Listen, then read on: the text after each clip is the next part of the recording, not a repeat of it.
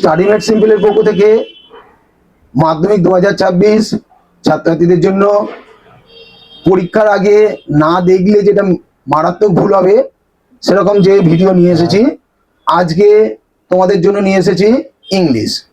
এই ইংলিশে আমি যে প্রশ্নগুলো দিয়েছি একবার ভালো করে ফলো করো। আমি কম্পিউটার স্ক্রিনে দেখাচ্ছি। আমি আগে দিয়েছি তোমাদের মাধ্যমিকে আগের যে সালগুলো ছিল 2019 থেকে শুরু করে 2025 পর্যন্ত যে প্রশ্নগুলো এসেছে।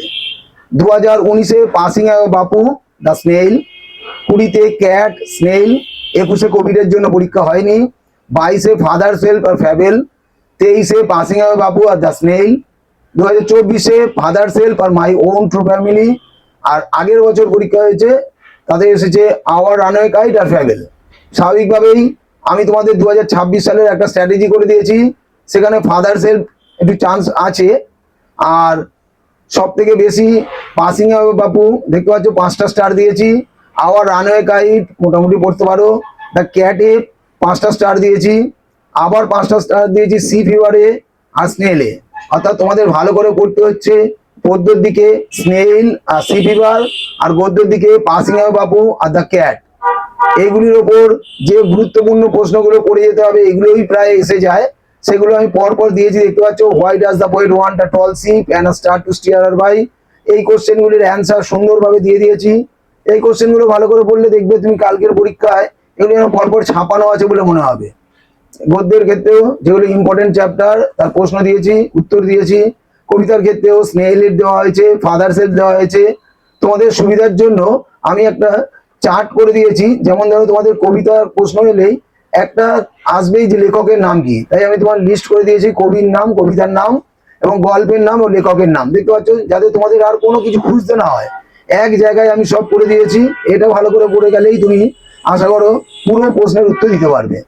এরপরে আমি আনসিন প্যাসেজের উপর দিয়েছি। তোমরা টেস্ট পেপার থেকে এই ব্যাপারগুলো একটু ভালো করে দেখবে, যেমন প্লাস্টিক দূষণ, গ্লোবাল ওয়ার্মিং, রতন টাটা বা সমাজসেবীর জীবন, ইসরোর নতুন কোনো মহাকাশ গবেষণা, ডেঙ্গি, অলিম্পিক, সাইবার ক্রাইম, এগুলো আনসিন তো তোমাকে মোটামুটি বুঝে লিখতে হবে। আর রাইটিং এর ক্ষেত্রে আমি দেখো আবার একইভাবে 2019 থেকে কোনগুলো এসেছে আর এবছরে কোনটা খুব ইম্পর্টেন্ট সেই হিসাবে আমি দিয়েছি। আগের বছর প্রসেস রাইটিং দিয়েছে আর স্টোরি রাইটিং এসেছে, সেই হিসাবে এটা আসার চান্স খুবই কম। এবছরে আমার মত অনুযায়ী গুরুত্বপূর্ণ আমি 3টে টপিক বেছে রেখেছি: এডিটোরিয়াল লেটার, রিপোর্ট রাইটিং আর নোটিস রাইটিং। তোমাদের কিন্তু স্টোরি রাইটিংও আমি অনেকগুলো বলেছিলাম পড়তে আগে।